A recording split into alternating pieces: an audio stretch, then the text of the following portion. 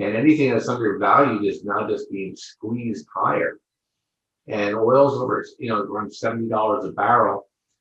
And the more the Democrats talk, the higher oil goes because they keep talking about, constraining supply. And so it's going to get to the point where it's going to be intolerable for people. And then it's going to be intolerable for the politicians.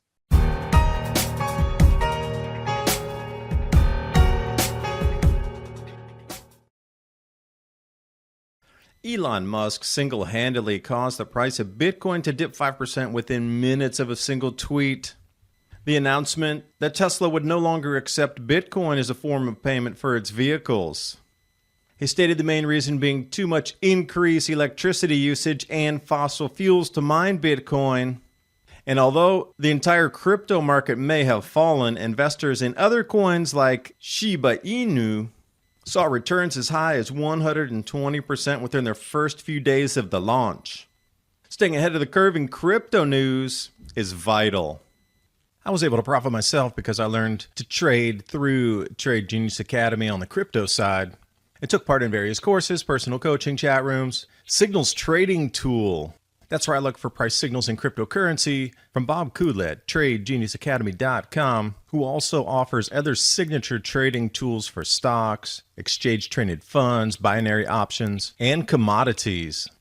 All you need is an internet connection to get started. Interact with Trade Genius community, fellow traders, and certified Trade Genius trades, alongside professionals who generate revenue for themselves in the stock market every single day. Live buy and sell alerts text to your phone. TradeGeniusAcademy.com. Click on the link in the description box below and use the promo code SUMMER for 40% off all non-bundled items. And now on with the video. Good afternoon, everyone. As always, we're back for another month of exciting analysis on what's happened the previous month and how we see that transiting into the next 30, 60, 90 days and giving you a little bit better forecast out what we're seeing. Bob and myself, David DuByne right here from Adapt 2030, Bob Kudla, TradeGeniusAcademy.com or TradeLikeAGenius.com. Remember how the Fed was always saying it's transitory inflation, transitory, meaning it's just going to be here for a little bit of time until we get that 2% base rate. Well, it seems like it's a permanent fixture now, and it's going to be moving from transitory into concrete permanent. And as we see COVID restrictions lifting, that might be an explanation for all the runaway inflation. Like, look, there's all this money flowing back into the economy. Prices are up. The demand, so many places went out of business, so they have to explain away inflation in certain terms. But then look at crypto. The crush of 50% loss across the board for almost everything, some 60, starting to hit the bottom, ramp right back up. Same time frame as this. It's pretty interesting. U.S. lifted COVID restrictions on approximately 20 nations globally this afternoon. I was just reading that here before we got on. So how's this all going to mix into the excuses given for the never-ending runaway inflation? So many articles are talking Reagan-Volcker time or Jimmy Carter time for at least this type of inflation at the bare minimum, moving into, just like Bob and I had talked about for a year, food prices doubling, tripling, people asking for more help from the government just to eat. So Bob, appreciate you joining me this month here. I can't believe the year has raced along already to the middle of the year. It's been so quick. What do you envision for the next half of the year? I think it's more the same. So, the food prices we're getting another lift in the grains again. One thing people have now forgotten is that, our grain markets and the food markets are now global and they're becoming fungible. And the Americans we're exporting more grains than probably we ever had. The Chinese are buying anything they get their hands on. They're in a world of hurt. The Chinese started, and now we have with the global solar minimum, we're starting to see those squeezes on the latitudes of the grain belt. So in the northern tier of the United States, they're late getting crop in the ground, and now we're getting drought, and now they're getting warmth. So there's not enough water in the soil, and we're going to get heat wave on top of it. It's probably going to kill the young plants as they're coming out unless they can irrigate. And then you have Australia going into a deep freeze, and you have major droughts in Argentina and Brazil, and we're out of supply. So that's all over. So you're going to see all that moving up, and then it's starting to move right into the feedstocks that go into the meat. And so beef is the canary in the coal mine is up. It's up 100% in 24 months. I mean, Costco is kind of my measure of inflation, not the Federal Reserve. And so I could buy choice ribeye steaks for $8.95 a pound 2 years ago, 2019, 2021. They're selling for now $16.95 a pound for choice. And I think the pork on the rib side, $3.99 a pound now. Unless you catch an occasional sale, they're $5.99 a pound for ribs. And chicken's up less, but chicken's up as well. But they're starting to get spot shortages of some of the specialty items because they're just being shipped offshore. And all those things are compounded by the fact that we've now had oil has gone up 100% in 1 year. And, production is down. And so production is not going to come back to the level because the Saudis and the Russians don't fear that the Americans are going to be able to crank up the oil fields like they did under Trump. And so they're going to hold off the market and they're going to create spot shortages, which now we have energy going up and we have food going up. That's core. They can't hide core. They can only explain core away for a month or two. But now they're in a situation where I think we're unchained inflation at 12%. And so, that is absolutely insane. And a couple of things are going to happen is the number one thing that's going to happen is that people have to substitute down or start going without. And, you can't go without food and you can't go without energy. So you start going without the non-essential services first and the non-essential products second. Because people forget the third component that's out there is rent. Rent is through the roof. So we have four things now that are double digit and they're going to maintain double digit. You have food, you have energy, you have shelter, you have healthcare. I mean, that's like I know I'm butchering a metaphor, but that's the trifecta of four things, so they can't hide it. And those are all must-haves. And, I think, Democrats and leftists like inflation because they always point to the higher numbers of growth, but people have to live in those four areas. And so it's going to become problematic. And there's no easy way out of it because if they try to kill it by raising interest rates, I don't know how it changes anything anymore, Dave. Look, healthcare is driven by demographics, right? Rent has been driven a little bit by migration because people are leaving areas and where the supply is where it's undesirable. Food is being driven by, I think, the climate, and energy is now being determined by politics. So, it's one thing to say this is, we're producing dollars. That doesn't help it. So all they're going to do if they try to raise interest rate is that they're just going to go ahead and people who own things. So the prices aren't going to go down, but the asset prices are going to go down. And we're going to be right back into where we are in the 70s. But there's a big difference. In the 70s, we were still cruising along the last high of the solar maximums.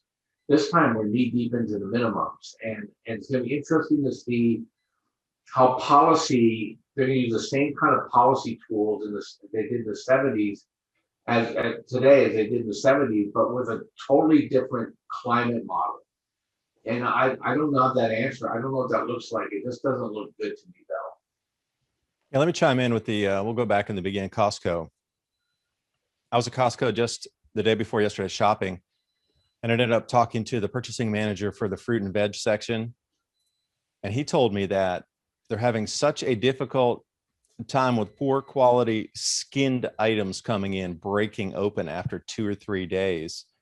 And the amount of complaints that they're getting for such things as tomatoes, grapes, the different types of grapes. He's like, I don't know what it is. It's so strange. He's like, you've been doing this job for 20 years. When I started talking to him, he was like, I cannot believe these fruits, they keep breaking open.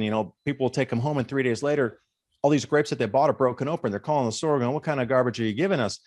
But he told me that he had sourced it from Canada. And right now, their suppliers, they're sourcing anything and everything they can. Anybody that can possibly feed into the Costco supply chain, they're taking. They're taking any new vendor that'll provide anything, because their traditional supply chains are a hodgepodge of what they were. There's no major suppliers anymore that can bring everything in. So that huge shift on a Costco basis, one of the largest retailers on the planet, coming in and saying they're trying to grab anybody and everybody that can make supply. But the horrible, horrendous conditions of the fruits and skins and a water-based coated skin, vegetables or fruits. And, that goes into the solar minimum, but then it comes in with the food pricing, because if you lose what you bought, what are you going to do? Run right back and buy it the very next day or 2 days later. But it was specifically tomatoes and grapes that he was focused on. So then think about the rents, that down here in Southeast US, Arkansas, the Association of Realtors is going to the Arkansas Supreme Court to have them overrule the rent moratorium due to the CDC, saying that everybody's got to stay in, where they're like, look, you're lifting restrictions all over the place. You can't tell us that we need to keep our people involved in the industry at bay here by not allowing them to collect rent, but the bank still wants to collect on the mortgage on the note of the holder of the land. 2 states here already in Southeast US going straight to the Supreme Courts to have that overturned on a state by state basis. So how long will it be before the first state overrules that? And then they're like, rent moratorium, you're out, and evictions are coming by the millions. Then what happens? We got millions of people sitting on the streets, you got the food prices going up, and you can just see where it's going to roll and snowball downhill from there. Well, one thing too is that we have zero snowpack out here on the Sierras. So the Central Valley, probably not so much this year, but next year probably going to be a dust bowl. And so unless we get a surprise El Nino, which sometimes they show up out of the blue, next year is going to be horrific, because that's where everything in this country is grown from a vegetable standpoint. So it's going to be really interesting to to see how that plays out. So you have California going offline, you have Washington grain area going offline, you have northern tier United States grain markets going offline. So that's the United States. I'm sure Canada is probably in the same boat.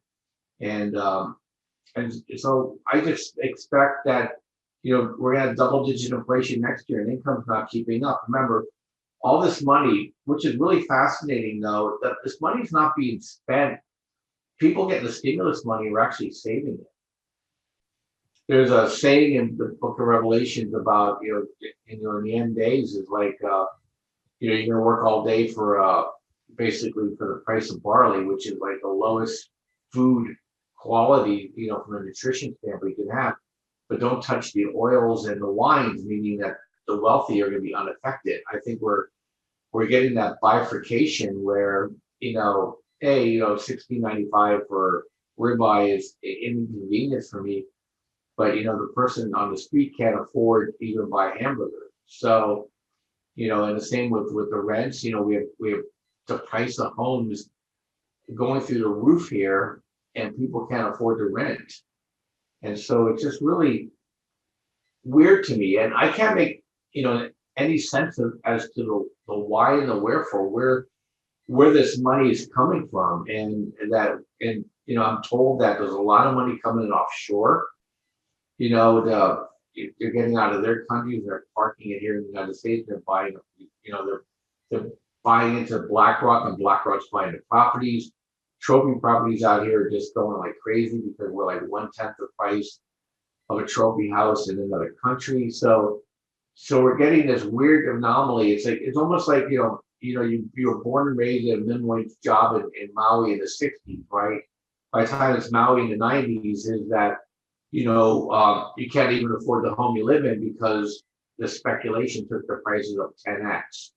That's what's happening out here in California. People, they have to leave, and they're cashing out. But you talk about Southeast Tennessee, We have friends leaving California. They're going out looking at Brentwood area, which is a nice area of Tennessee. And the pricing there is not that much different than the pricing in California. It's just that you get a bigger house on more land, but you don't get to monetize your equity, to take cash out for the move. And it's the same in Idaho. Idaho pricing you get for 300,000 2 years ago, those homes are going for 700,000. A lot of people live in California at 700,000. So you're swapping homes. You're getting a bigger home on more land, but you're not. All you do is running away to somewhere else, but you're not getting anywhere. All this stuff is going to come crashing on everybody's head here soon. So let me pick your brain here for a second. You talked about paying off. Were you talking about paying off your home in 6 months? You wanted to have it all paid down so that there's no note on the bank. Do you feel that if you're holding a mortgage as we move through these changes, that somehow the banks could put you into a corner because you owe on the home, and then somehow, I wouldn't say confiscate it, but They can't. call that in on the note and make you pay the rest? I'm not sure. No, the loans are all non-recourse, so they can't. That's what happened in the Great Depression, by the way. That's why the Great Depression was great, is because the banks were being called on their loans, so they went ahead and called all the loans of all the people with mortgages, and those loans were callable. So these loans are not. In fact, my interest rate went down again. So their prescription is gonna be. They talk about tapering, they can't taper. They're gonna go negative on the rates, and because they have to, because people have no support system behind they have no assets in reserves, and so they're gonna have to drive everything down to keep the ball rolling, because people can't afford 10, 12, 20% interest rates on their credit cards. So there's going to be a massive subsidy by the Federal Reserve to be able to keep this Ponzi going. Yeah, because down here in Tennessee, speaking of the land prices, yeah, that boat has sailed about a year ago, right at the end of 2019, and up to maybe March 2020 was the very last time you could have gotten quote unquote affordable land down here with the house. Because if you would have done the same thing you're talking about in 2019, before the COVID even, you could have sold out in California, come here, paid cash, and had, like you say, several $100,000 cash left over to then build out whatever you wanted to. There wasn't a stretch on the supply chain. You could have got your barns built, fenced everything off, done whatever you wanted to out on a farming basis. But now, yeah, I can't believe the prices out here. Everybody who was out living for 20, 25, 30 years out in the countryside is now trying to sell, because they realize this is kind of the apex that they'll ever see in their lifetimes. And they're getting absurd prices for it. And I'll stay, a realtor, a friend of our neighbor here, homes were going for 160,000 over the ask if it was land with a home on it, because right now it's too difficult to even get builders, and there's like a 3-year wait out here you can get all the land you want, but to get a structure built on it, even a pole barn, for me trying to get a pole barn, we're trying to get the Amish out here to do it off the book, because there's just companies that are so far backed up. And even we're moving to steel versus wood, because the steel's cheaper than the wood now. So when you're looking at all these things for framing, and then even trying to get parts, pieces, and bits for a house to get built, it's going to be impossible, nearly impossible, and 3 years out. So people are preferring to pay the premium to get to a structure already built on the property. And when I say premium, I'm telling you $160K over ask. And, there's like bidding wars. If you get a place that's nice, flat land, some pasture on it, a little hillside, nice place, yeah, there'll be people bidding, and 20 people bidding in. And that's how these ask price gets so high over. And the realtor, our friend, it's like nothing's going for ask. You won't find anything for ask ever. Everything's way over ask, And this is kind of where we're moving into this. Does it play into the inflation again? Because people are now paying way far more than any ask price. So you could do the most absurd price on your land, and somebody's going to come in and bid on it and say, yeah, I'll take it. It doesn't matter what you're asking for the land out in the countryside now. You could ask anything, and people are still going to bid on it just because they can get out to the countryside, as long as there's a structure on it. Like raw land, it still has this thing going on. And even, with mobile home things like Clayton Homes and, container house specialists that are building container houses, and, the new like prefab homes and that sort, they're backed up so far too. I know a guy who works up at Clayton, and they're like, man, we're like a year and a half, almost 2 years out for delivery. And that's on something that's a structural prefab home where they come in 4 or 5 pieces and snap it together out on your land. So wherever you get, if you don't have a structure on it, you're not moving out to it. I mean, you could live in a tent, but not in the summer in Tennessee, not with all the insects and stuff. You need some air moving. That would be really tough. I mean, yeah, if you missed that boat on getting affordable land out somewhere, I'm sorry. I hate to be the bearer of bad news, but it's just going to get more expensive and more pricey and crazier from this point forward, at least for the next 2 years, from according to the realtors we're talking to around here, and especially my neighbor who's a realtor. Interest rates bump up or this moratorium's end, then the party's over. Yeah. And I think the Biden administration, they're kind of stuck because politically, they can't do it until the election, because they'll pull a Hoover. You know what I'm saying? That's how tightly wound everything is on the stock side. We've been making all our money on energy names the last couple of weeks. I mean, uranium and energy names and energy ETFs. It's just like it's shooting fish in a barrel. Even now, the alt energy names are starting to pop. We just had an 8% move in SunPower today. We had fuel cell. It blew up on us just yesterday. We had GBR that it blew up for us. We had XLE. The ETF went up almost 10%. So it's just like we're just hitting one after the other, and anything that's undervalued is now just being squeezed higher. And oil's over, around $70 a barrel.